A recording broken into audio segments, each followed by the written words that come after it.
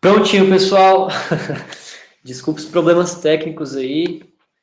Vamos lá, viu? Todos conseguem ver minha tela aí agora? Tranquilo, né? Show de bola. Então a gente vai continuar aqui a prova de Goianésia, beleza? Tá abrindo aqui para vocês, pedindo.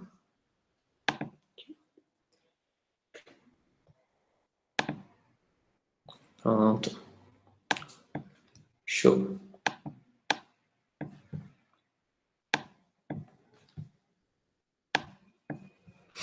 Então vamos lá. A gente tinha parado nessas questões de matemática, né? Eu lembro que a gente fez a parte de funções, ou de logarítmico, né? E de PA e PG, não é verdade? Descendo aqui a gente já se depara com a parte de física. Show de bola, pessoal? Então vamos lá. A música. Quanto tempo demora um mês? Lançado no ano de 2005.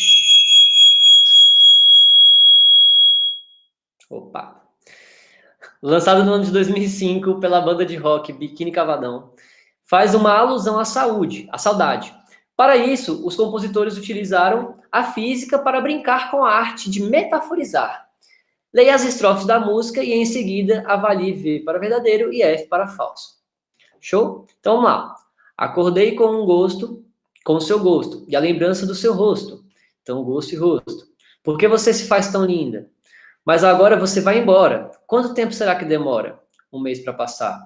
A vida inteira de um inseto, um embrião que vira feto. A folha do calendário, o trabalho para ganhar o salário. Mas daqui a um mês, quando você voltar, a lua vai estar cheia. E no mesmo lugar, se eu pudesse escolher outra forma de ser, eu seria você. Romântico, né, pessoal? Então, assim, falando de acústica, falando de som, eu quero que vocês lembrem de algumas coisas. Então, vamos lá. Primeiro ponto, pessoal, seguinte. O som, ele pode ser agudo ou ele pode ser grave, tá bom? O som agudo, pessoal, vale lembrar que o agudo, ele tem maior frequência, beleza? E o grave, ele vai ter o quê? Menor frequência. Em contrapartida, vale lembrar, pessoal, que frequência e comprimento de onda são inversamente proporcionais. Beleza? Então, olha só. Comprimento de onda é maior no som grave e menor é a sua frequência. E aí, no caso do som que é agudo, tá? Ele vai ter menor comprimento de onda e maior frequência. Beleza? Então, olha só. A música explora uma das condições mais relevantes ao se analisar fenômenos físicos, o referencial. Assim como o movimento, o tempo também é relativo, ou seja, o sistema de referência adotado pelo observador influencia diretamente em suas medidas. Galera, olha só que interessante. Como o... Só aceitar o pessoal aqui. Pensa só.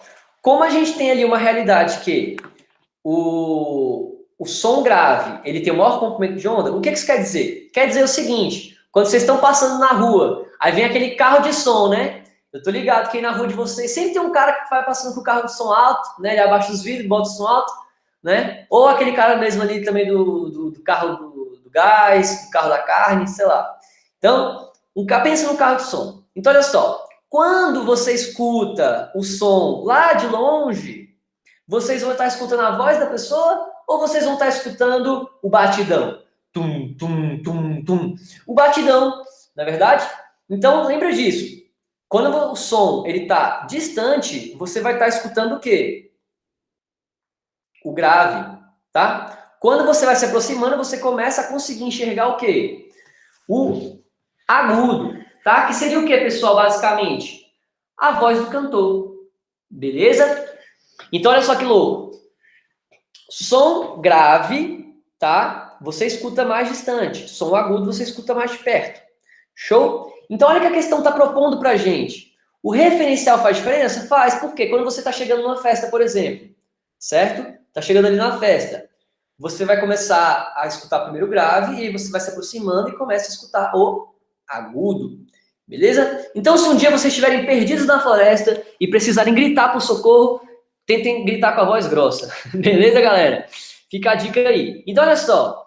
A música explora uma das condições mais relevantes ao se analisar fenômenos físicos, o referencial. Assim como o movimento, o tempo também é relativo, ou seja, o sistema referenciado adotado pelo observador influencia diretamente em suas medidas? Sim, tá? Então, de acordo com a distância que você está da fonte sonora, faz diferença sim, se você vai escutar o som um pouco mais grave, um pouco mais agudo, tá? E a gente vai estar também falando agora das questões também de tamanho, amplitude, tá certo? Nosso suporte técnico que salvou a gente aqui agora. Eu consegui arrumar outro computador que a gente vai estar abrindo uma aula ali agora, tá bom? Então, na primeira letra aqui, vamos marcar, né? Cadê a canetinha? Pegou a caneta. Verdadeiro. Show de bola, galera? Vamos para o item B? Podemos inferir da música que, para se referir ao tempo, os compositores se referem ao planeta Terra. Ah, galera, né? Será que ele estava falando de Marte? Será que ele estava falando da Lua? É claro que essa medida de tempo aqui é terrestre, né?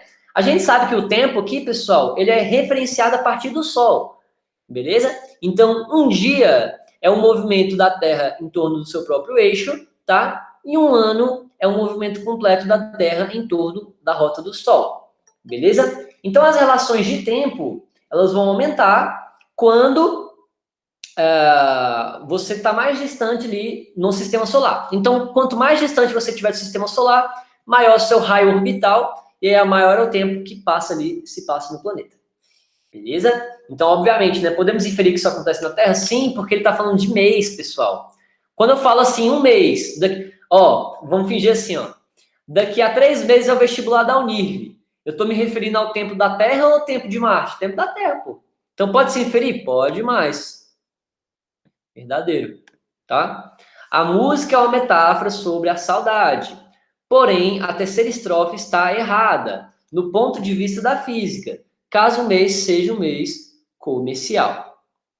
Interessante, vamos ver. Então, olha só. Na terceira estrofe. Mas daqui a um mês, quando você voltar, a lua vai estar cheia. E no mesmo lugar, se eu pudesse escolher, outra forma de ser seria você. Pessoal, vamos lá. As estações da Lua. Quem é que manja da Lua? Não, Carol, isso não é efeito duplo. Eu vou explicar para vocês o que é efeito duplo. E aí, galerinha, alguém me responde aí? Não é efeito duplo. Quando a gente fala o seguinte, ó, das estações da Lua, quem é que manja? Lua cheia, lua minguante, ibiriri barará. Ninguém manja de astronomia, não? Então, pessoal, vamos lá, vou mostrar para vocês aqui, ó. Olha lá. Vai lembrar, pessoal, que as estações da Lua, tá? Elas vão ser divididas de acordo com o ano, então é de 3 em 3, pô. Beleza? A periodicidade dela. Então, olha só. Cadê? Pá. Quando ele fala daqui a um mês, quando a Lua vai estar cheia, não tem como a gente se referenciar a isso. Porque as estações da Lua, elas não passam de mês em mês. Vocês entenderam? É isso que ele quis dizer que estava errado. Tá? Vou mostrar para vocês o esqueminha ali das duas depois. Então, aqui também está verdadeiro, porque ele falou que está errado, né? E a D, né, essa D aqui ela foi polêmica. Eu lembro que no primeiro gabarito dessa aqui, ele foi dado como verdadeiro também, mas aí depois eles mudaram e ficou errado mesmo. Tá? A música é uma metáfora sobre a saudade, porém a terceira estrofe só está correta do ponto de vista da física, caso o mês seja fevereiro de um ano não bissexto. Tá? Então, assim, aqui tá falso, beleza? Não vai ser verdadeiro nem se for ano bissexto, enfim. Tá? E aqui é aquelas questões de física que não parece nada com física, né? Agora vamos fazer uma questão mais física mesmo, né? Então vamos lá.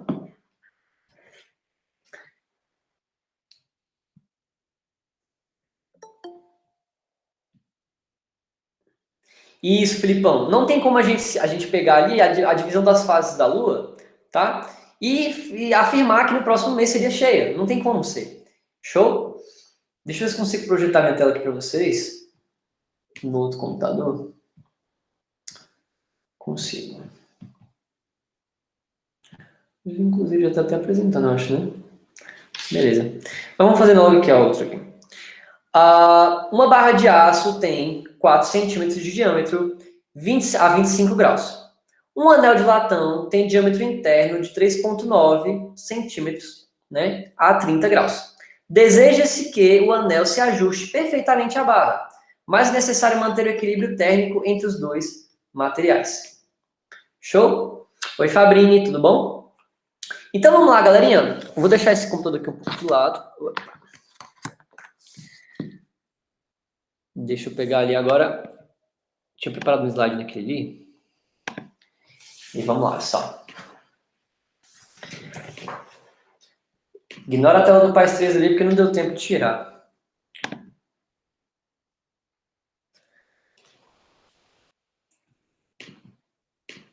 Pronto, show.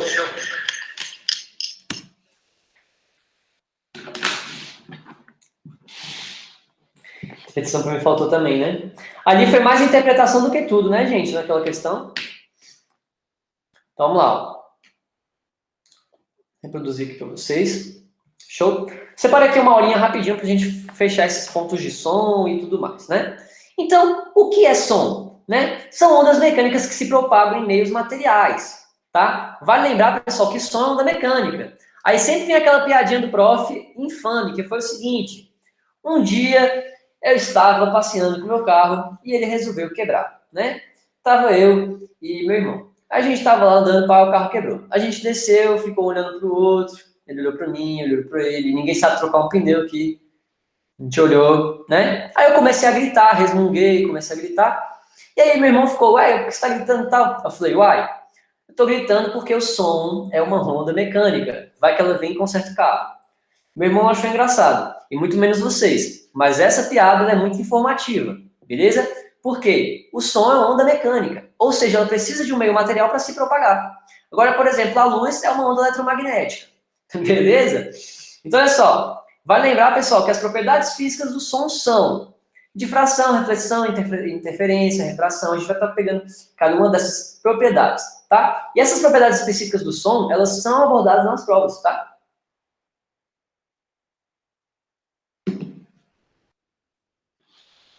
Então, olha lá, pessoal. As ondas, elas podem ser longitudinais, beleza? Ou elas podem ser também... Aqui, ó. Então, uma onda... Vamos primeiro na onda longitudinal. As ondas longitudinais, pessoal, como o nome já diz, elas têm uma certa distância, ou seja, elas têm um comprimento de onda, beleza? Então, elas vão se direcionar de acordo com o impulso. Então, por exemplo, imagina uma corda, tá? Uma corda. É uma onda longitudinal? Sim, porque o movimento da onda ela vai ser determinada pelo feixe da corda, não é verdade? Olha que interessante. Outra coisa também que é muito legal de vocês saberem é o seguinte, tá? A velocidade do som em meios sólidos, tá? Ela é maior do que em líquidos e é maior do que em gás, tá? Por que isso? Porque nos sólidos a gente vai ter maior agregação das moléculas, então as moléculas vão estar mais unidas. Beleza? Deixa eu aceitar o pessoal aqui. Então, vale lembrar que as moléculas vão estar mais unidas quando a gente tem ali um meio sólido. No meio líquido, essas moléculas não vão estar tão unidas assim, por isso que a propagação do som já é um pouco diferente, tá? E no meio gasoso, muito menos, né? Vale lembrar, pessoal, que o ar, né, ele é gasoso e ele é um péssimo condutor. Então, por exemplo, o som, ele se propaga bem melhor, por exemplo, nos ambientes que são o quê? Sólidos, tá? Sólidos e líquidos. Beleza? Outra coisa também que é interessante, tá? A velocidade do som, ela é bem menor do que a velocidade da luz, tá? Então, vale ressaltar que a velocidade do som é aproximadamente, depende da temperatura, como eu estava falando para vocês, tá? Agora, pensando nessa propagação, olha que louco. O som no ar, ele vai ter ali uma velocidade maior quando a temperatura está maior. Agora, isso é por outro motivo. Não é por se propagar melhor no meio que ele está se propagando. Não é isso. Não é o meio. O meio é o mesmo. O que vai mudar é a temperatura do ambiente. Por quê? A temperatura, ela vai redigir o quê? O tempo de... a agitação dessas moléculas. Então, você pensa, o ar, a temperatura, é a agitação dessas moléculas. Se as moléculas estão mais agitadas, a gente consegue ter uma maior velocidade. Beleza? Então, olha só. No som que é agudo, como eu estava falando para vocês, né, a gente vai ter aqui ó, uma maior frequência e um menor comprimento de onda. No som grave, as frequências elas são menores, tá? E o comprimento de onda é maior. Beleza? E aí, quando a gente fala, pessoal, de altura do som, tá? Quando eu falo que o som está mais alto, eu quero falar que o som está o quê? Mais agudo, tá alto. E porque a gente vai estar mexendo aqui na questão da amplitude. Olha só que interessante. Tá? Quando a gente reduz o comprimento de onda, a gente acaba aumentando a amplitude. E aí o som fica mais alto. Tá? Então, amplitude e altura é a mesma coisa. E vai lembrar que um som agudo ele é um som alto. Um som grave é um som baixo. Não é à toa que o instrumento baixo se chama baixo. E ele tem um som bem grave, né? Né? Então, olha só. Um som fraco e um som forte. Isso vai depender da altura, né? É a amplitude, beleza? Quando a gente fala de volume, mesmo esquema, a gente vai estar aumentando a minha amplitude. Então, volume e altura, tá? Vão estar relacionados. Show de bola? Por quê? Primeiro que o volume está relacionado à intensidade. E aí, quanto maior for a minha frequência, é mais intenso o meu som. E, consequentemente, é maior a minha altura. Tá? Mas só cuidado para vocês não confundirem. Eles são diretamente proporcionais, mas são diferentes. A altura, a gente está falando de grave e agudo. Tá? Intensidade, a gente está falando de volume. Tá? Um som mais maior, uma maior amplitude, é um som mais forte em volume, um som mais fraco ou mais baixo, mais alto. Tá? Timbre, pessoal. Timbre é o seguinte. A gente não tem as notas, né? Dó, ré, mi, fá, sol, lá, si, dó, né? Tem isso aí? Então, essas notas, por exemplo, elas podem ser alcançadas por vários instrumentos. Então, essas notas elas são alcançadas por vários instrumentos. O negócio é o seguinte, tá? Que cada instrumento, dá pra gente distinguir, por exemplo, a nota sol no violão é diferente da nota sol no piano, que é diferente da nota sol na guitarra. Então, isso é o timbre, que é diferente de uma voz. Então, às vezes, até uma pessoa falando com a outra, a gente vai ter timbres ali diferentes, né? Por serem vozes diferentes. Então, timbre é a forma dessa onda, beleza? Então, como vocês conseguem ver, ó, isso aqui seria uma onda sonora musical simples, e ali do lado a gente tem uma onda sonora de rock and roll, baby, entendeu? Então, é a forma da onda, o timbre, beleza? É a nossa sonoridade, tá? O nosso timbre é o jeito que cada um fala, beleza? Outra coisa também, pessoal, interessante é o seguinte, tá? Nível sonoro, beleza? O nível sonoro ele é medido em decibel, beleza? Tantos decibéis, né? Em determinada hora da noite, não tem aquelas políticas lá de condomínio, não tem um negócio desse. Então, lembrar que o limiar da audição, ele é calculado da seguinte forma, tá? Beta é igual a 10 vezes log de I sobre I0 na base de 10, tá? Sendo que I0, pessoal, né, é o limiar da audição, ele é 10 elevado a menos 12. Show? Olha que legal. E aí, como eu estava falando para vocês, essas ondas, elas têm propriedades. Primeira propriedade aqui, por exemplo, seria o eco, né? Então, vocês sabem o que é um eco. Então, o morcego, por exemplo, ele utiliza da ecolocalização para estar ali se localizando, tem algo mais específico que isso. Então, às vezes, localizar alguma presa, localizar um objeto que está na frente dele, porque ele vem voando, ele não enxerga direito. Então, ele emite sons, esse som ele bate e volta, ou seja, ele reflete, tá? E aí, quando ele reflete, ele consegue captar esse som que refletiu e ele consegue entender se está mais perto, se está mais longe. Então, por exemplo, se ele emite um som e esse som demora para voltar, quer dizer que está mais distante. Se eu vou emitir um som e ele volta rápido, quer dizer que está mais perto. Né? Além disso, não está falando para vocês que, dependendo do meio, se ele é mais sólido, mais líquido ou mais gasoso, esse som ele vai se propagar em velocidades diferentes, não é verdade? Então, olha só que interessante. Já viram falar daquele aparelho chamado o exame chamado ecografia, né? Que é utilizado um eco, né? O que esse eco faz? Ele vai utilizar desse princípio das ondas. Então, se um órgão ali está mais perto, o eco ele vai bater e vai voltar mais rápido, e aí vai ser captado pelo aparelho. Se tiver um órgão mais distante, e aí também vai demorar mais tempo para o eco, ele vai conseguir captar essas distâncias, formas também, né? Porque a onda ela consegue contornar os objetos, a gente chama isso de quê? A capacidade da onda contornar os objetos, quem é que lembra? Chat. Chat tá quieto. Difração, isso. Obrigado, Fabrini. Obrigado, João. Difração, beleza, pessoal? Então, o som ele consegue contornar. Então, você pensa, vou fazer ali um exame de imagem, né? Enfim, as grávidas, vamos fazer um exame de pré-natal. Faz um ecozinho ali para ver o neném. Então, você consegue identificar se o meio é mais sólido, se o meio é mais líquido, tá? Dá para distinguir, pessoal, no eco, se é gordura, se é tecido cartilaginoso, se é tecido ósseo, entendeu? Então, tem como você distinguir os tecidos, show? Tem como você ver se tem ar na cavidade, tem como você ver se tem líquido na cavidade, certo? Justamente pela questão da propagação desse som em diferentes tipos de densidade, tá certo?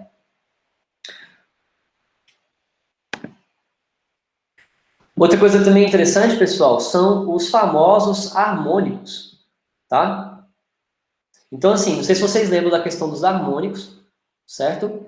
Mas, assim, o som, ele vai ter vários harmônicos, e a soma desses harmônicos vai constituir esse som, beleza? Lembrar disso aí.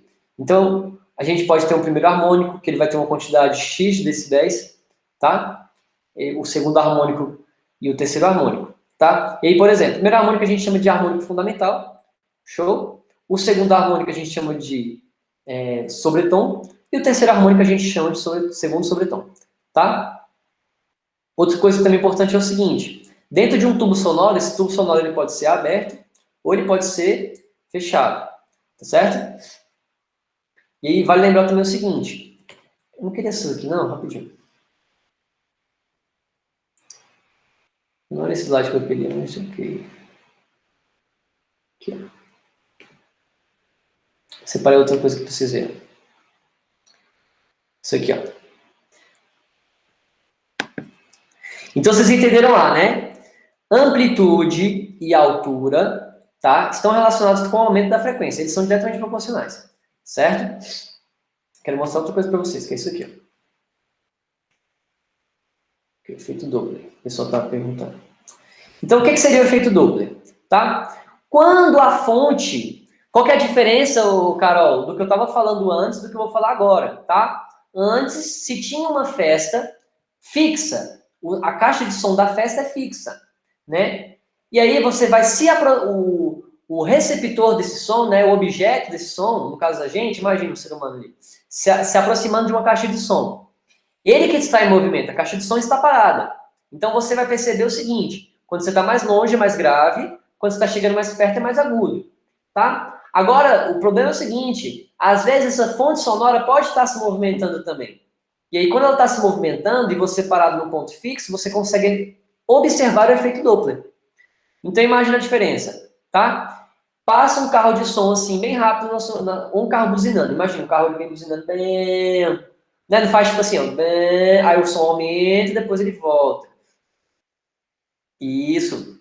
Então, olha só que legal. Quando a fonte sonora ela caminha, ó, ela acaba fazendo aqui uma distorção e aí eu aproximo minhas ondas aqui, ó, tá vendo? Quando as ondas estão mais próximas, a gente aumenta a frequência. E aí aqui atrás, a gente vai tendo o quê? Uma menor frequência e um maior comprimento de onda. Então, no efeito Doppler, olha que legal. Na frente aqui, a gente vai acabar aproximando as ondas. E aí, com isso, a gente aumenta a frequência. E aí, a gente diminui o comprimento de onda. Porém, atrás aqui, ó, fica um maior comprimento de onda. Ou seja, o som vai ficando ali mais baixo, mas ele tem um maior comprimento de onda, ele tem maior alcance. Já viram quando a ambulância passa? O som, ele vem, né? Quando tá vindo de longe, não fica um tempão escutando. Aí, quando passa por você, vem rápido, fica bem alto, porque aumenta a frequência, fica agudo. Entendeu? Agudiza quando passa por você. E aí, o que fica de rastro é um som baixo, mas é um som grave, que ainda fica por muito tempo, vocês escutam na sirene, não é? Não tem? Quando passa, mesmo depois que passa, assim, já tá longe, fica um tempo escutando. É isso, ó. O observador 1, ele observa aqui, ó, mais agudo, porque as ondas estão mais próximas, então a frequência é maior, né? E aí, consequentemente, se a frequência é maior, o som é mais alto, é um som agudo, tá? Por isso que ele está com a mãozinha aqui no ouvido. E aqui atrás, para quem já passou pela parte aguda, tem a parte que é grave, porque olha só, as ondas estão mais distantes, então a gente tem um maior comprimento de onda, consequentemente o som é grave, é um som baixo, tá? Olha lá. E aí, se tanto o observador quanto a fonte estiverem andando na mesma velocidade, esse som ele vai ficar normal, como se fosse normal. Ele fica ali com a mesma intensidade para sempre, ele não vai ter essa distorção. Entendeu? Mas os dois têm que estar andando ao mesmo tempo juntos ali, né? Tá? Aí, ó. E aí, vale também entender o seguinte: se você vai se aproximando, é aquele esquema que eu falei para vocês. Mais distante é mais baixo, é mais grave, mais perto é mais agudo, tá? E aí, pessoal, isso aqui já tem outro esquema que é o seguinte, tá? Essas ondas elas podem fazer sobreposições umas pelas outras aqui, ó. Olha que interessante isso aí. E a gente faz construções ou destruções aqui, né, que são as famosas interferências, tá? Então, quando uma onda sonora bate na outra, elas podem fazer uma interferência destrutiva ou construtiva. Vamos ver as perguntas aqui do chat. Então, posso considerar o efeito Doppler como uma distorção de uma fonte em movimento? Na verdade, o que você vai fazer não é a distorção da fonte, é uma distorção da onda, mas no sentido de você distorce a onda, diminuindo ali seu comprimento de onda e aumentando a sua frequência, aumentando a sua altura e a frequência. Tá? A onda ela só se movimenta, né, se desloca, né? O deslocamento da fonte, e aí você acaba fazendo uma distorção da onda ali para mais agudo ou para mais grave, né?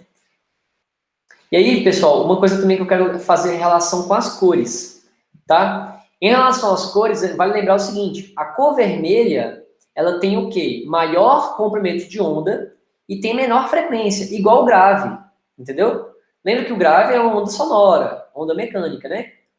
A luz é uma onda eletromagnética, tá? Porém, vale fazer essa associação porque cai muito em prova. Então, quanto maior for o meu comprimento de onda, menor minha frequência. Aqui vale a mesma coisa. Então, no caso aqui é o vermelho, tá? É o vermelho. E aí, olha aqui, ó. Quando a gente vai se aproximando, né? Vermelho, né? Alaranjado, amarelo, né? Verde, azul, anil, violeta. E aí, olha só. O violeta, ele vai ter um menor comprimento de onda, porém, ele tem o quê? Uma maior frequência. E aí, vale lembrar do arco-íris, né? O arco-íris.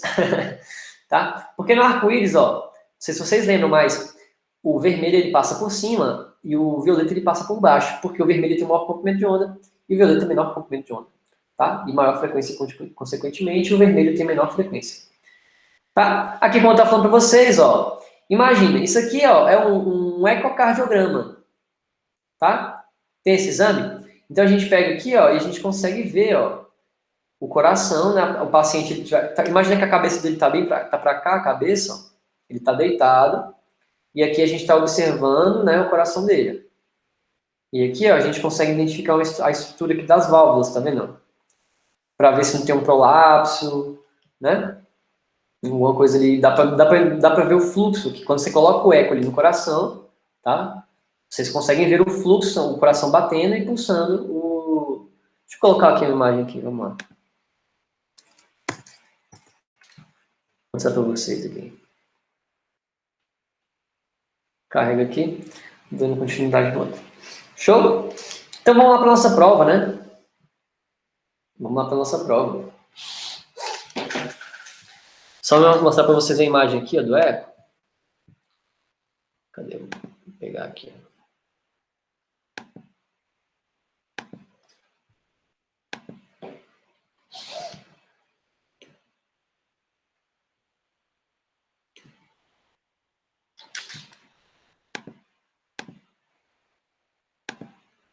Então vamos lá, gente. Ó, eu vou colocar aqui um vídeo para vocês. Ó.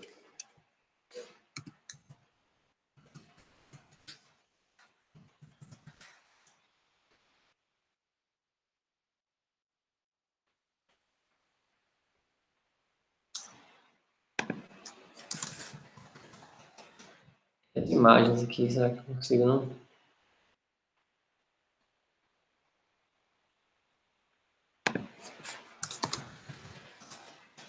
Se eu não achar depois, pessoal, eu filmo ali, eu filmo e mostro. Acho que dá pra ver. Vamos ver se aqui aparece, né? Tirar o som aqui.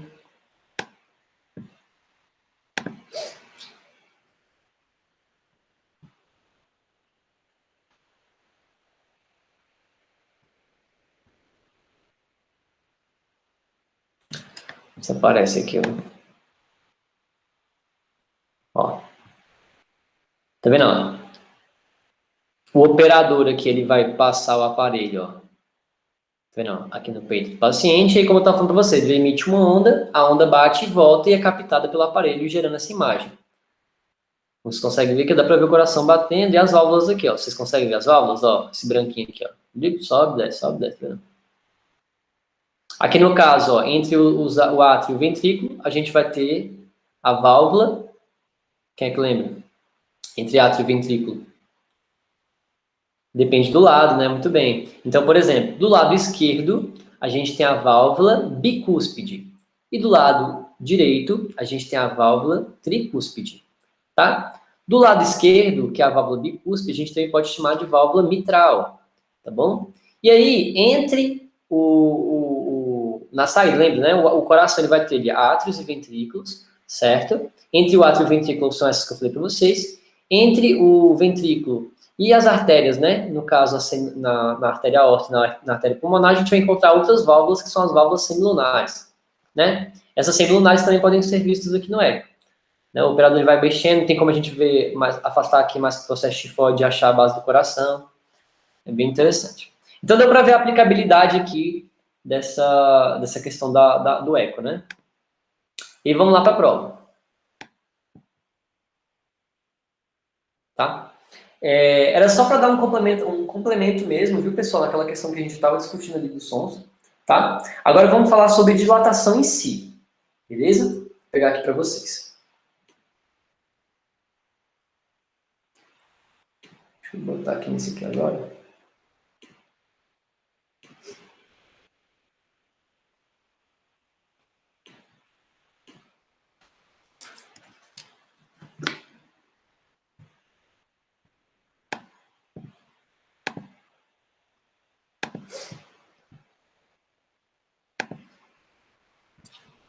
Então vamos lá.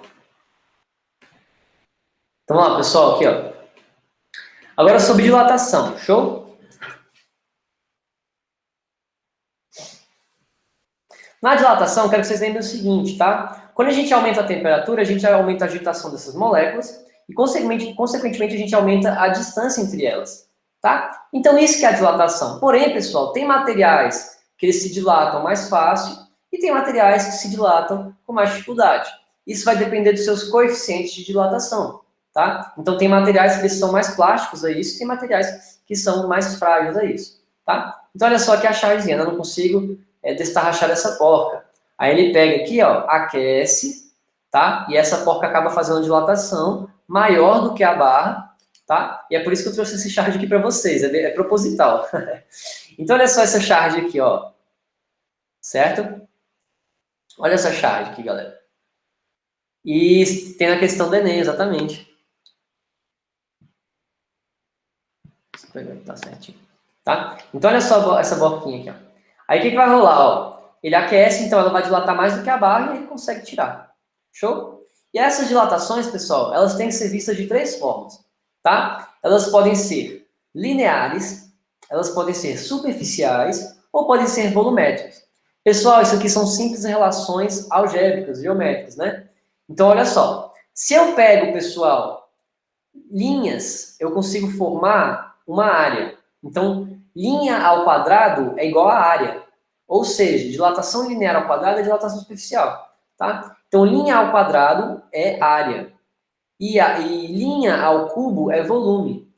Tá? Então, vale lembrar que linha não tem nenhum exponencial. Tá? Exponencial é 1. Dilatação superficial está relacionada à área. Então, vai ser o quê? Ao quadrado. E dilatação volumétrica é cúbica. Tá bom? Então, olha só. A gente vai ter aqui, ó, uma largura, né?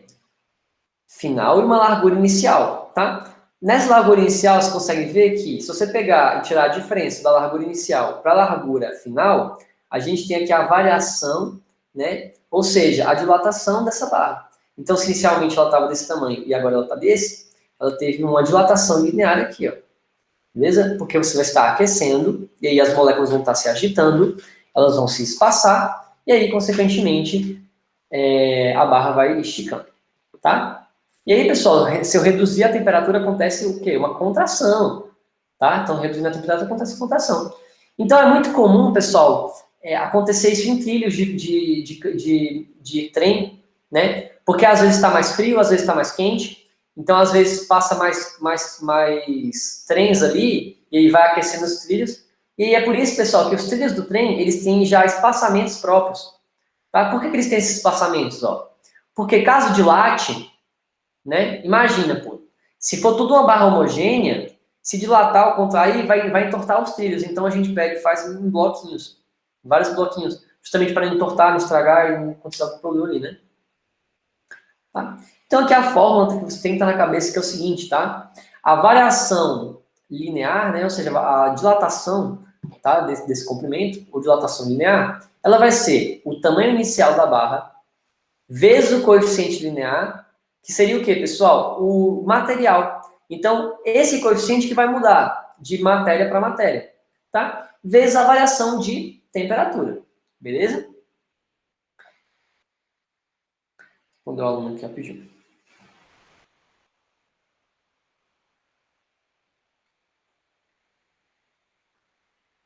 Então, vamos lá. Quando a gente fala de área, assim como eu falei para vocês, ó, a gente vai fazer aqui, ó, linha vezes linha, ó, linha vezes linha área, tá? Então, quando a gente fizer aqui, ó, uma dilatação superficial, tem que lembrar que ela é o quê? Ó, áreas, tá vendo? Quando a gente for fazer a dilatação superficial, vale lembrar que esse coeficiente de dilatação ele tem que ser levado ao quadrado, tá bom? E aí, só para vocês lembrarem também o seguinte, ó, cadê? Pronto. Esse a gente vai chamar de beta, tá? Então, lembrar na matemática, eles têm uma relação quadrática. Aqui, nos coeficientes lineares, basta você multiplicar por 2, tá? E aí a gente chama esse coeficiente de beta. Então, o coeficiente superficial, ele vai ser 2 vezes o coeficiente linear, tá bom? Então, o coeficiente superficial, que é o beta, ele é 2 vezes o coeficiente linear, que é o alfa, tá certo? Justamente pelaquela questão da relação de área e linha que eu falei para vocês, certo? Ó, veja os exercícios lá. E aí a volumétrica, pessoal, olha que interessante, tá? Na volumétrica, a gente vai estar aumentando numa questão mais cúbica agora, tá certo? Dessa forma, para a gente achar o nosso coeficiente, imagina só, tem que multiplicar por 3, tá bom? Então, olha só, o gama, que é o coeficiente de dilatação volumétrica, ela é 3 vezes o coeficiente linear. Vai lembrar disso também, tá bom? Então, pessoal, o que importa mesmo é o seguinte, tá? O material, tem materiais, né, que dependendo do seu coeficiente de dilatação, eles vão se dilatar mais ou contrair mais também mais rápido, tá? Então, por exemplo, um material com coeficiente de dilatação alto, ele tanto contrai mais rápido, como também dilata mais rápido, tá? Vai lembrar disso aí. Show de bola? Então, vamos lá responder as questões. Tá? Vou só abrir a prova aqui. Cadê?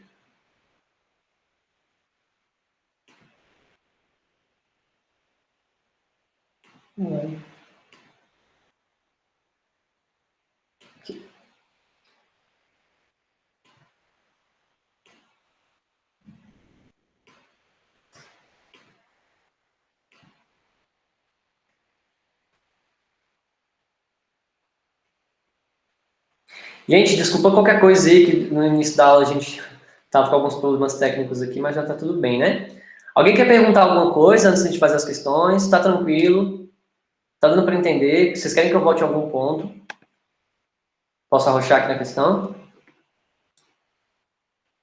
Galerinha, a hora é agora. Pode, né? Vamos lá, então.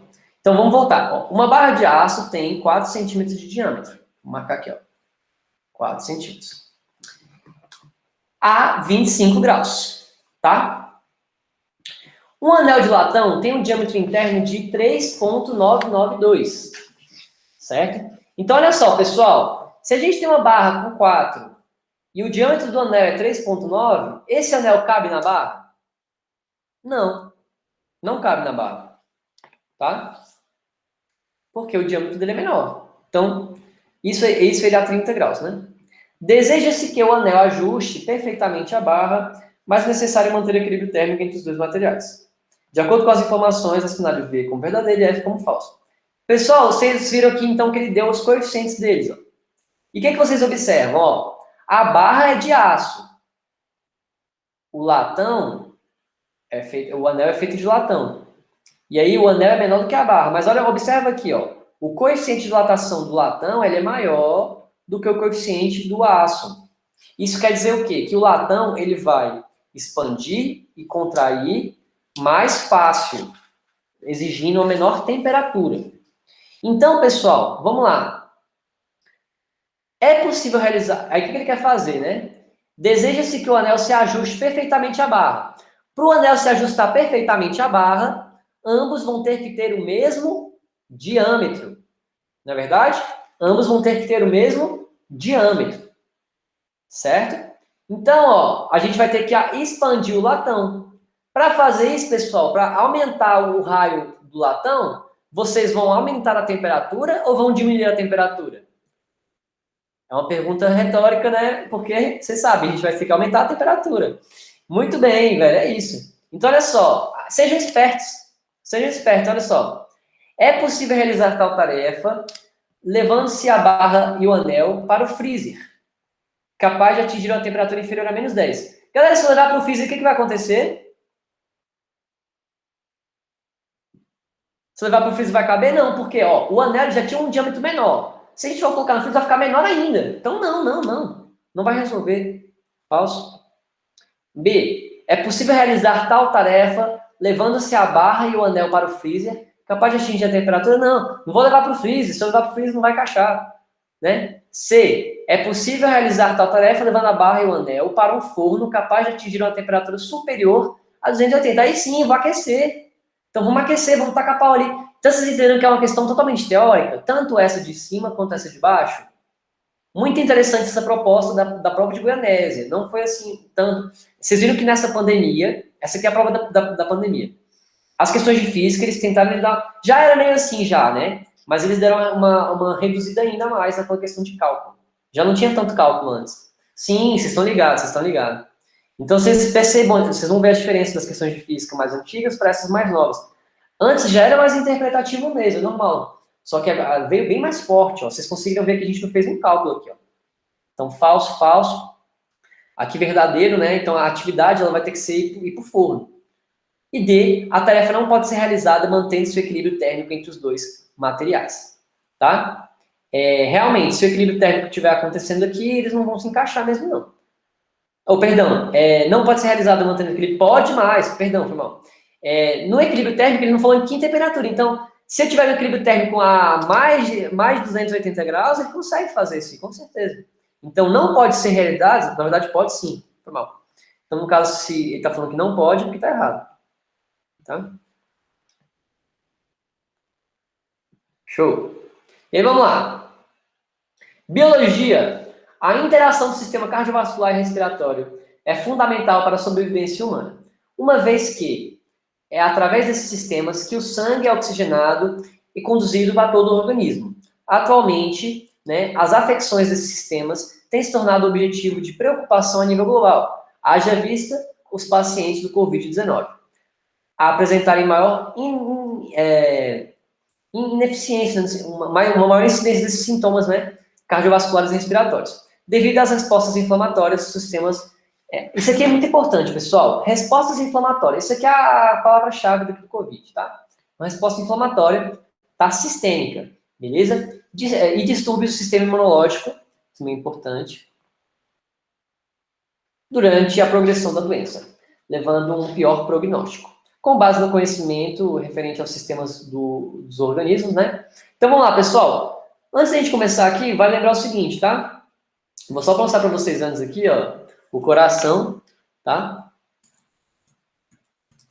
Só para vocês revisarem, beleza?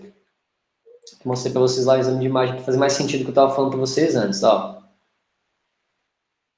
Aqui, ó. Só para vocês lembrarem, tá? Ó. Então, o coração, beleza? Ele é dividido em 4 cavidades, tá? Aqui, ó. Vou botar essa aqui que é mais genérica, né? 4 cavidades. O sangue oxigenado, pessoal, ele vai chegar no coração por meio das veias pulmonares, né, superiores e inferiores, direita e esquerda, que vão entrar aqui no átrio esquerdo, tá? Saindo do átrio esquerdo, eles vão passar por uma válvula. Lembra que eu falei para vocês que o lado esquerdo, a válvula é mitral ou bicúspide, né? Passa pela válvula mitral ou bicúspide e vai chegar aqui na parte do ventrículo esquerdo. Do ventrículo esquerdo para a aorta, né, que é onde vai ser espalhado o sangue para o corpo inteiro, ele vai ter que passar por uma válvula chamada válvula semilunar, aórtica, tá? Quando ele vai para a aorta, na aorta ele vai espalhar o sangue para o corpo inteiro. Esse sangue ele vai acabar sendo oxigenado, ou desoxigenado, ou seja, ele vai gerar gás carbônico, vai ser utilizado no ciclo de Krebs, na cadeia respiratória, e aí ele vai voltar como gás carbônico, certo? E quando esse sangue ele volta com gás carbônico, ele vai voltar por meio das cavas, tanto cava superior como cava inferior. E as cavas vão se confluir aqui no átrio direito. Do átrio direito para o ventrículo direito, a gente vai passar pela válvula tricúspide. Do ventrículo direito para voltar para os pulmões, esse sangue com gás carbônico, para a gente poder exalar, né?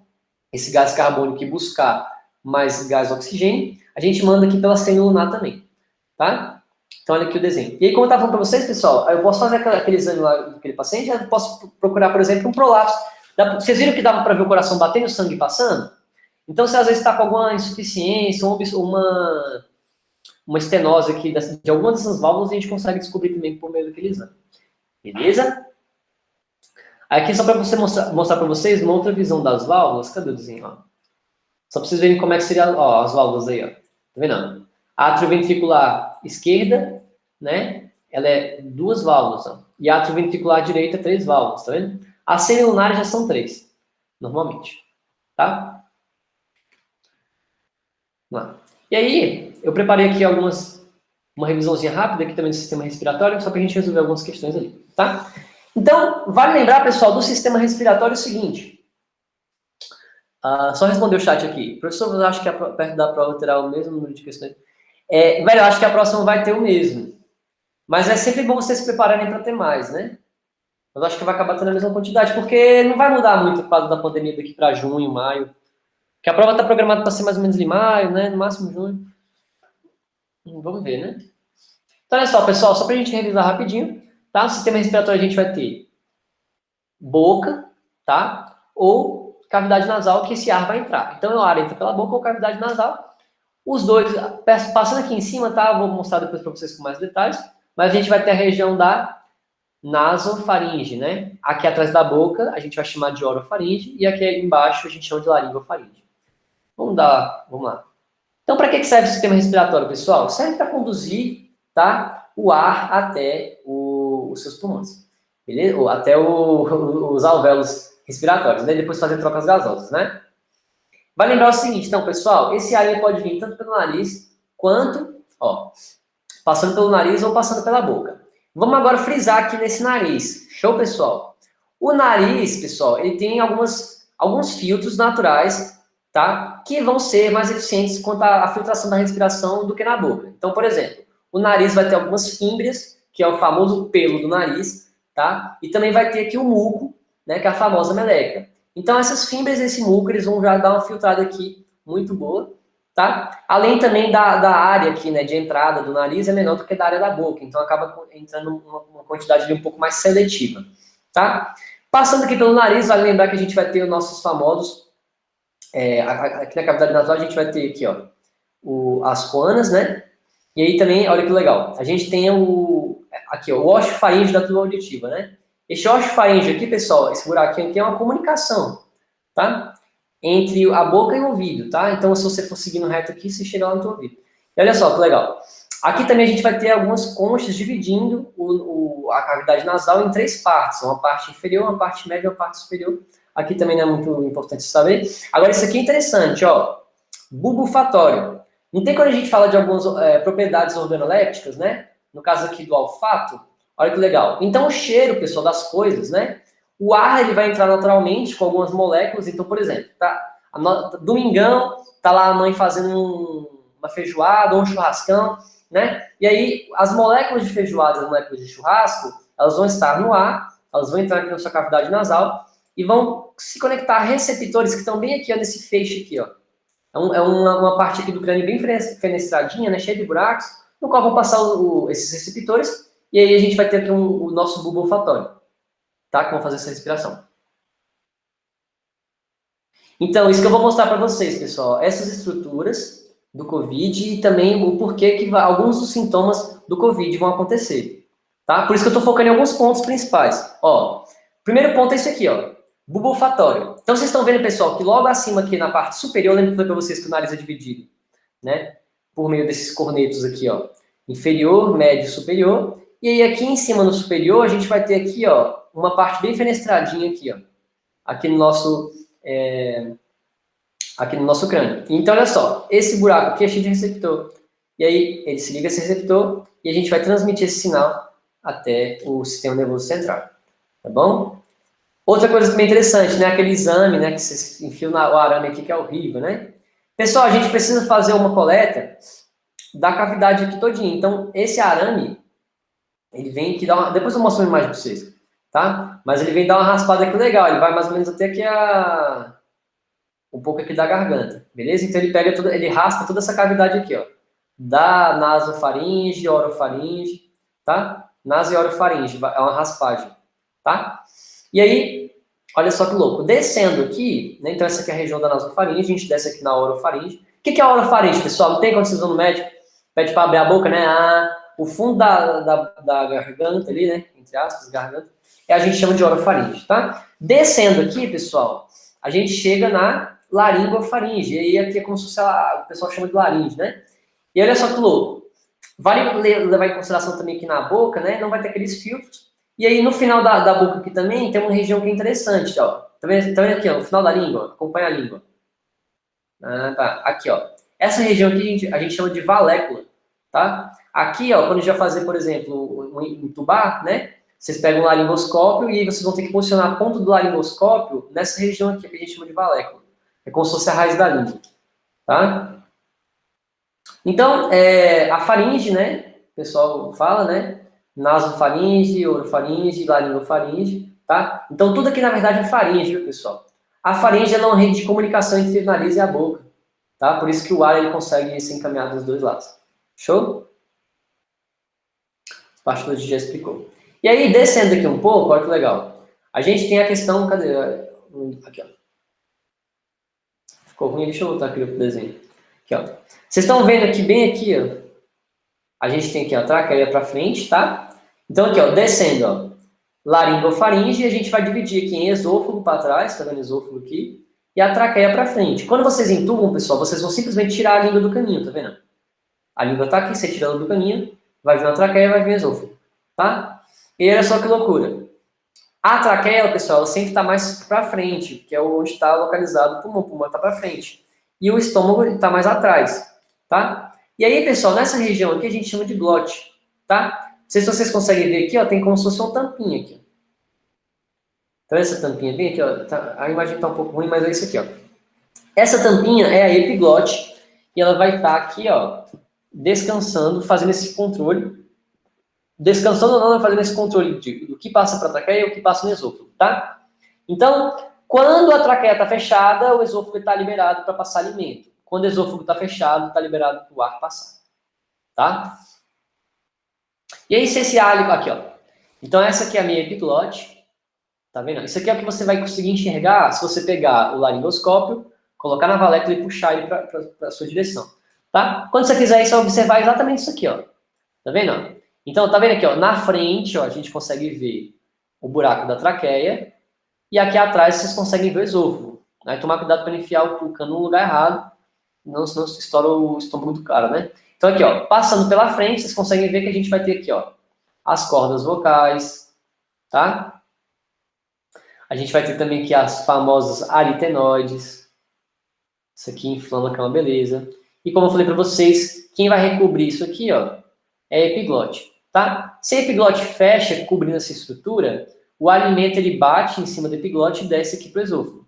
Se a epiglote estiver aberta, como está aqui, ó, o ar vai ficar passando e entrando aqui nessa festa, tá? Essa região também é interessante, pessoal, vocês lembrem das cartilagens que estão lá, tá? A gente vai ter aqui, ó, entre o osso, tá? E a cartilagem tireoide, tá? A gente tem ligamento. E entre o tireoide e a cricoide, a gente também tem outros ligamentos, tá? Esses ligamentos, eles podem ser atravessados. Professor, uma curiosidade, dizem que quando a pessoa respira muito pela boca, a língua fica uma... Tá. O que pode acontecer não vai ficar maior, né? É porque, assim, primeiro que respirar pela boca é ruim pela questão de não filtrar. Então, se você ficar respirando muito pela boca, quem vai ter que filtrar vai ser a sua traqueia. Porque a traqueia tem um tecido ciliado, então ela consegue fazer uma filtração. Por isso que você ficar muito tempo respirando pela boca, você acaba, tipo, engasgando entre a poeira, né? É horrível. E aí, a questão da língua, eu nunca ouvi falar assim, de aumentar, não. Acho que não tem muito a ver. Tá? Talvez só se fosse falar sobre a questão de desidratação da língua, né? Sei lá. Ela pode reter mais líquido para desidratar, né? Que você está falando o dia inteiro, tenta reter líquido e acaba inchando. Pode ser. Tá? Vai lembrar também que se você usar muita boca, né, pessoal? A língua é um músculo, né? Então você pode exercitar ela. Certo? E aqui, pessoal, olha que interessante. Tá? Por meio desse, se eu atravessa esses tecidos aqui, eu consigo chegar a algumas estruturas importantes da traqueia. Tá? Já ouviram falar daquela história, né, Deixa eu ver se tem aqui, ó. Então, aqui, ó, como vocês conseguem ver, ó, de lado, ó, acima da cartilagem tireoide, a gente tem um ligamento e abaixo dela a gente tem outro. O ligamento que a gente tem aqui abaixo, entre a tireoide e a cricoide, a gente fala que é ligamento cricotireoidiano, tá? E aqui, pessoal, são pontos importantes, ó, como vocês conseguem ver da cervical, tá? Aqui a gente consegue atravessar mais ou menos de C3 a C4 da cervical, e aqui embaixo mais ou menos de C5 a C6, tá? É importante vocês terem mais ou menos noção desses pontos. Outra coisa também importante é o seguinte, ó, se eu quero ter acesso direto à traqueia, tá? Eu posso pegar e fazer uma incisão aqui nessa região para conseguir ter acesso direto à traqueia, caso alguma coisa aqui em cima esteja interrompendo o fluxo. Alguma coisa aqui em cima, no caso, por exemplo, imagina, um alimento que ficou ali, ó, deixa eu botar aqui, ó. Imagina que a pessoa está comendo e o alimento ele fica parado bem aqui, ó, um top aqui, ó. O que a gente vai fazer? Entendeu? O que acontece, ó? Fazer manobra de Valsalva, professor. Não, ó. Esse buraco aqui, se cair alimento aqui, a pessoa vai ficar assim, Então, se não conseguir tirar com a manobra de Valsalva, que é o que eu vou mostrar para vocês fazer a manobra aqui. Se você não conseguir tirar com isso, olha só. Vocês podem fazer um buraco aqui, ó.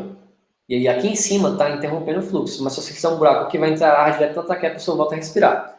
Então, em alguma emergência, se você precisarem fazer isso, tá? Entre a tireoide e a cricoide, tá? Se você fizer uma pequena incisão nela, você consegue ter acesso à traqueia e aí você desobstrui toda essa via aérea, tá certo? Aí, novamente, o mesmo desenho. E aí, como eu falei para vocês, depois de descer disso tudo, a gente chega nos nossos queridos pulmões, tá? Pulmão a gente tem dois, tá? Pulmão direito e pulmão esquerdo. Lembrar que o pulmão esquerdo ele é dividido em dois lobos, tá? Lobo superior e lobo inferior, tá?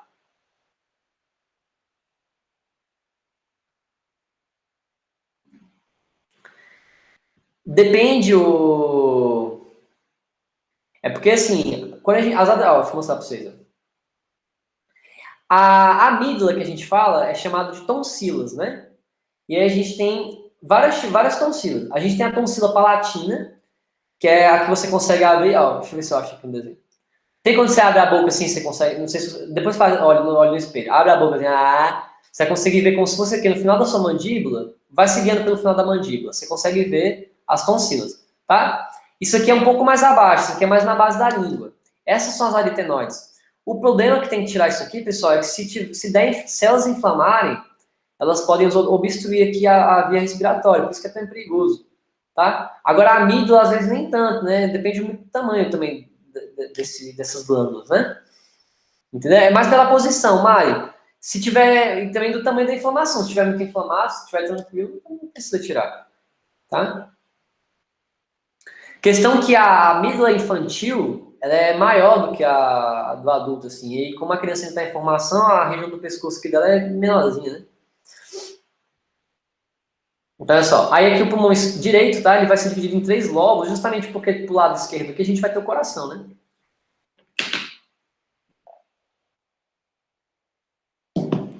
Ó, de novo que eu tava mostrando para vocês, aqui é a traqueia, aqui é o esôfago, tá bom? Novamente. E aí, como foi para vocês? Saindo da traqueia, a gente chega aqui. E vai ser dividida em 2 partes, ó. A traqueia é dividida em 2, ó. Deixa eu achar o desenho. Aqui é a região da coana, tá? Carina, perdão. Então, essa aqui é a carina. A carina vai dividir a traqueia em 2 brônquios, tá? Brônquio esquerdo e brônquio direito. Show? E aí, como tá falando para vocês, aqui os brônquios vão ser divididos em 3, tá? Porque aqui são 3 lobos, lobo superior, médio e inferior, e aqui só dividir em 2 porque são só lobo inferior e superior, tá? Vou passar mais rápido aqui. E aí, pessoal, outra coisa também interessante, depois dos brônquios a gente chega nos bronquíolos. Os bronquíolos existem os que se transmitem e os bronquíolos também terminais, que são os bronquíolos respiratórios, né? Esses bronquíolos respiratórios vai acontecer o processo chamado hematose, que é a troca gasosa, né, de gases para o sangue. Show? Vale lembrar também, pessoal, que todo o tecido de vocês ele é coberto por um tecido, né? Um tecido conjuntivo. E aí aqui, ó, a gente chama esse tecido de pleura, tá? Então a pleura aqui, ela vai cobrir esse pulmão todo como se fosse envelopando ele mesmo, tipo um papel filme assim passando por cima dele, né? Tá? Boa. E aí, pessoal, como é que funciona a respiração? Tá? Vale lembrar também que o limite aqui embaixo, ó, que segura todo o tórax, é o diafragma. E esse diafragma só tem um buraco aqui, que vai estar passando a cava e a aorta. Tá? E o esôfago também, obviamente. Certo? Quando esse diafragma ele contrai, e os músculos intercostais também, a gente vai ter uma expansão torácica. E aí, consequentemente, aumenta esse volume, a gente reduz a pressão e o ar entra. Quando a gente quer expirar, a gente vai ter uma redução desse volume e a gente expira, né? Porque vai aumentar a pressão interna e a pressão externa é menor e acaba o ar saindo. Tá bom? Então, esse gás, quando a gente vai inspirar e expirar, como eu estou falando para vocês, ele vai chegar até o nosso alvéolo, que seria a última estrutura aqui do bronquíolo terminal. Então, o bronquíolo terminal a gente chega depois no alvéolo. Esse alvéolo é coberto cheio de capilares. Esses capilares são vasos pequenos que fazem trocas gasosas. Ó, hematose acontece nos alvéolos, tá certo? É porque o alvéolo ele faz parte de uma estrutura do brônquio terminal, entendeu? Então vem o brônquio, tem a parte que faz condução e a parte terminal que é a parte respiratória, tá? Então assim, pode até se dizer que o final ali do brônquio ele já faz algumas respirações, tá? Porque tem alguns capilares que passam por ali, mas efetivamente essas trocas gasosas acontecem no alvéolo, tá bom? Esse processo é chamado de hematose. Aí, ó. Então a hematose, como vocês conseguem ver, ó, o alvéolo aqui ele vai trocar, ó, é trocar mesmo. Ó. As hemácias estão aqui, ela encosta, e aí o oxigênio entra e o gás carbônico sai. Bem louco isso aí. Tá? E aí, pessoal, quem controla, qual é a estrutura cerebral que controla toda essa respiração? O nosso centro da respiração está lá na estrutura do bulbo. Tá, pessoal? Estrutura do bulbo. Já vou mostrar para vocês o bulbo e mostrar para vocês também a manobra de Valsalva. Deixa eu achar aqui. Tá? Ah, vale lembrar também algumas coisas que é importante, que é o seguinte, tá? O que seria a sua capacidade inspiratória, tá? Capacidade inspiratória é você pegar e encher o pulmão ao máximo que vocês conseguirem. Já perceberam que vocês têm uma respiração? Imagina, vocês estão agora parados e estão respirando, certo? Tem uma respiraçãozinha. Se eu pego e dou uma respirada mais forte, é fora do normal, então você está chegando na sua capacidade inspiratória. Se você pega e resolve expirar tudo isso, né? Você vai fazer o quê? A sua capacidade expiratória, certo? O meio disso ir é a sua capacidade residual, certo? Que seria o quê? O volume o respiratório, o reservatório de expiração, mais o volume residual que já está lá no pulmão. Então vocês conseguem perceber que é o seguinte, ó, se você for tentar expirar todo o ar, né? Tenta soprar o máximo, não dá. Porque se você tentar soprar até o final, ainda vai ter que sobrar um pouco de resíduo de ar no seu pulmão, tá? Então, a capacidade residual é o seguinte, a quantidade de ar que fica no seu pulmão, mesmo depois de você expirar tudo, tá? Por que tem que ficar essa quantidade de ar lá? Para justamente ele conseguir não colabar os bloqueios terminais dos alvéolos, o seu pulmão não pode grudar. E aí, para o seu pulmão não grudar, a gente tem outro mecanismo que é o seguinte: além desse volume residual de ar que fica lá passando para não grudar uma na outra, a gente também tem o nosso surfactante. Surfactante é um detergente, pessoal. É um emulsificante, tá? Ou seja, ele serve para quebrar a tensão superficial. Lembra disso, pessoal? Detergentes, eles servem para quebrar tensão superficial, tá? Por exemplo, a bile, né? A bile, ela é fabricada, ou seja, ela é feita, ela é sintetizada no fígado, tá? E aí ela vai ser armazenada na vesícula biliar. Quem produz a bile é o fígado, quem armazena é a vesícula biliar. A vesícula biliar ela vai excretar, né? Secretar essa, perdão, né? Vou me colocar melhor. Ela vai secretar a bile e a bile, como ela é um emulsificante, ou seja, um detergente, ele vai quebrar a tensão superficial dos lipídios. Ou seja, ela vai quebrar a tensão superficial, fazendo com que a gente fique mais fácil de quebrar as ligações. Ele não faz o papel do catalisador. Tentar esvaziar também, né? Pois é, Matheusão, tô ligado. Mas é isso, ó. Se você tenta esvaziar ao máximo, ó, existe um teste que vocês fazem isso, pessoal, espirometria.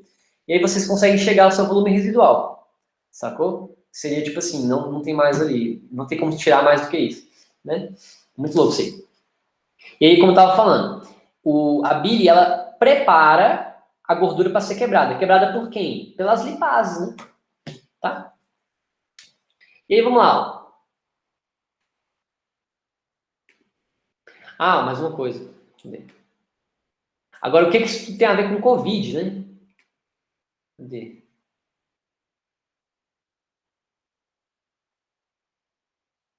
Pronto.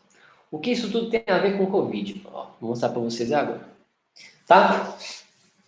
Então, pessoal, que diabo é Covid, né? O Covid, na verdade, nada mais, nada menos, pessoal, é uma síndrome respiratória aguda. Ou seja, é uma inflamação do sistema respiratório.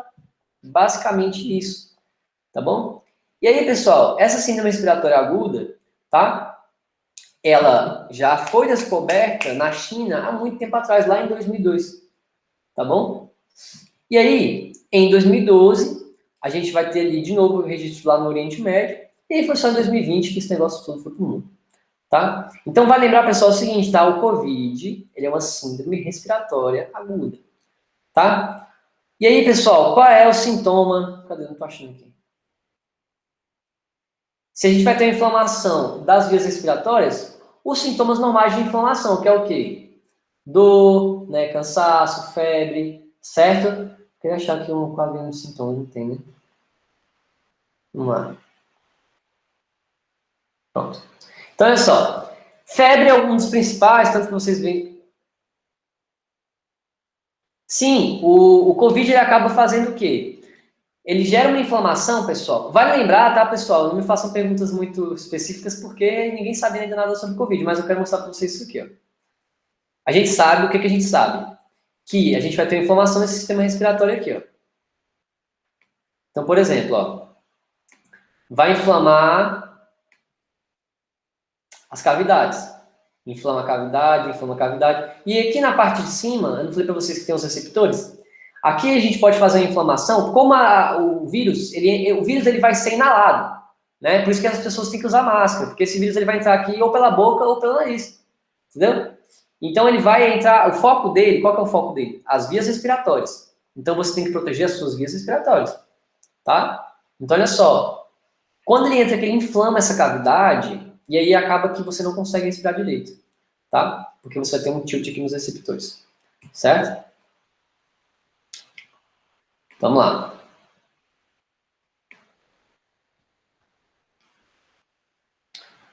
O controle da respiração é realizado pelo centro respiratório localizado no bulbo raquidiano, que se regula principalmente pela concentração de gás carbônico presente no sangue. Exatamente. Como eu falei para vocês, o centro respiratório vai ser lá no bulbo, tá? Só mostrar para vocês aqui o bulbo. Show? Então a gente tem aqui, ó, nosso encéfalo, tá? Nessa região do bulbo é onde a gente vai ter aqui o nosso assistente primitivo respiratório. Beleza? Então aqui no caso, essa é de boa, né? Primeira verdadeira.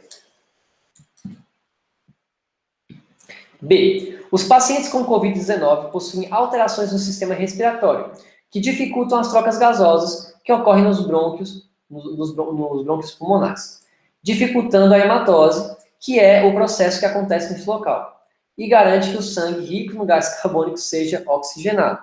Pessoal, olha só, paciente com Covid possui alteração do sistema respiratório? Sim, né? E dificultam as trocas gasosas? Sim. Que ocorrem nos bronquíolos. Troca gasosa acontece no bronquíolo? Não, ele acontece no alvéolo, né? Então tá errado. C. Os músculos da caixa torácica têm função de deslocar a parede torácica ritmicamente, sendo a inspiração passiva e a expiração ativa. Galera, vamos lembrar, eu falei para vocês, inspiração é uma contração. Contração, você está indo contra o movimento, ou seja, é ativo, tá? Inspiração é ativo. Expiração é passivo, que é o relaxamento dos músculos intercostais e diafragmático, tá? Então a C vai estar falsa, certo? D. As artérias pulmonares saem do ventrículo direito para os pulmões. Artérias pulmonares saem do ventrículo direito para os pulmões, carregando sangue não oxigenado, que receberá oxigênio e voltará para os pulmões através da rede arterial. Pessoal, olha só. Vamos ver. Essa aqui ficou uma confusão, essa questão, né? Então, olha só. Artérias, tanto que essa questão ela mudou de gabarito. Só. Então, ó, as artérias pulmonares, vou mostrar para vocês o desenho lá. A artéria pulmonar, pessoal, é saindo do lado direito, tá? Só para vocês lembrarem. Beleza? Vou mostrar para vocês o desenho aqui. Cadê? Vou pegar aqui esse aqui, ó. Então, ó. Quem entra no coração é veia, quem sai do coração é artéria, tá? Do lado direito a gente vai ter aqui, ó, as artérias pulmonares. A questão ela coloca assim, ó. A artéria pulmonar sai do ventrículo direito? Sim. Para os pulmões? Sim. Carregando sangue não oxigenado? Sim. Que receberá oxigênio e voltará para os pulmões através da rede arterial, né? Aqui, pessoal, ficou meio confuso aqui, mas na verdade esse sangue oxigenado ele vai voltar para o pulmão por meio de quê? Porque aqui, ó, as artérias saem do ventrículo direito, não é por meio... É porque aqui ficou meio louco, né? É porque antes que acontece... Vou mostrar para vocês. O que acontece? Dessa questão ficou mal feita aqui, esse final, né? Por isso que ela ficou meio que... Ela foi considerada falsa, tá, pessoal? Porque tem todo um caminho até voltar para o pulmão de novo. E aqui não ficou muito claro também se ele volta pelo pulmão pelos vasos arteriais ou se são pelos vasos venosos mesmo, tá? Enfim, mas aqui tá falso. Certão? Quais são as células atacadas? Células da parede, toda a parede respiratória, Andrezão. Imagina isso aqui, ó. O que o Covid faz, ó. Pega esse desenho aqui que tu vai entender, ó. Cadê? Ó. Ele vai inflamar tudo. Então, olha só. Ó. Desde a cavidade nasal, traqueia e pulmão, tudo vai inflamar, tá? Então, olha só. Nas cavidades, a gente vai encontrar alguns tipos de tecido. Como eu falei para vocês, ó. Na cavidade nasal, a gente vai ter aqui, ó, tecidos ciliados, então células ciliadas, e células secretoras de muco, tá? Então, aqui na cavidade nasal, vale lembrar disso aqui, ó. Células ciliadas e células secretoras de muco, beleza? Aqui também vai interessar o seguinte, ó. Aqui inflama tudo, pessoal. Então, aqui em cima, lembra que eu falei para vocês que tem a fenestração ali dos receptores, né? Então, vai afetar a... Já viram que o paciente com Covid, como tem inflamação naquela região, ele fica sem conseguir sentir gosto e sem conseguir sentir cheiro, tá? Entende isso? Deixa eu só achar o desenho para vocês. E aí, em toda parte, ó, pessoal, aqui, ó, a troca gasosa acontecendo no alvéolo, tudo isso aqui vai ficando inflamado e acontece o seguinte, ó. Se inflama, imagina que o pulmão são vários tubos. O tubo, se ele ficar inflamado, ele obstrui. Imagina que a luz, ó, ele obstrui assim. Né, ó, imagina. E aí a pessoa não vai conseguir conduzir esse ar, pessoal, até o alvéolo. Esse que é o problema, ó. É como se fosse isso aqui, ó. Ele vai ter uma obstrução. Isso aqui é uma asma, né? Então, olha só. O paciente asmático ele vai ter mais um problema parecido, só que o que vai fazer com que reduza aqui meu raio, né? No caso aqui seria um muco, beleza? Ó, e aí, consequentemente, a pneumonia, por exemplo, né? Pneumonia pode dar... Lembra que tanto do pulmão comprometido, porque pode vir líquido para a cavidade, né? Que no caso pode vir sangue, pode vir líquido, pode também ser obstrução pela condução, e aí a gente vai comprometendo o pulmão no sentido de que não consegue chegar ar no alvéolo daquela região, e aí você compromete o pulmão, tá? Na tuberculose também, a gente vai ter a bactéria entrando e inflamando a via respiratória, tá? Cada gente vai inflamar de uma forma diferente, né? A gente pode ter um cancro no pulmão. Todos aqui, vocês entenderam que os motivos são diferentes, né? Se é viral, se é bacteriana, se é fúngico. Os motivos são diferentes, só que vocês têm que entender o fundamento. O que vai acontecer? Não vou conseguir levar oxigênio para o alvéolo. E qual que é a consequência disso, pessoal? De não levar oxigênio para o alvéolo? A pessoa simplesmente não vai ter energia e não vai ter respiração, ela não vai respirar. Simples assim, o problema é esse. Entendeu? O problema é que não vai respirar. Por onde que vai vir isso? O agente causador disso pode ser o Covid, pode ser uma tuberculose, entendeu? Pode ser uma gripe, pode ser várias coisas. Sacou a ideia? De boa, peoples, tranquilo. Alguém tem mais alguma dúvida? Show de bola. Vamos lá, gente. Eu queria parar a aula por hoje. Por isso que falam que o pulmão está... 90%. Isso, exatamente. Eles vão falar que o pulmão está tantos por cento comprometido porque naquela região ele não vai conseguir chegar ar. Então está comprometido a função. Qual que é a função do pulmão, pessoal? Respirar, pô. Então está comprometendo minha função. Show de bola, galerinha? Então, pessoal, por hoje foi só. Eu tinha programado essas questões, tá? Nas próximas aulas eu vou estar fazendo com vocês essa questão 14 e as questões de química, tá certo? Eu queria só falar um negócio com vocês. Todo mundo concorda em ter aula sábado também? Só para saber mesmo. Sábado à tarde?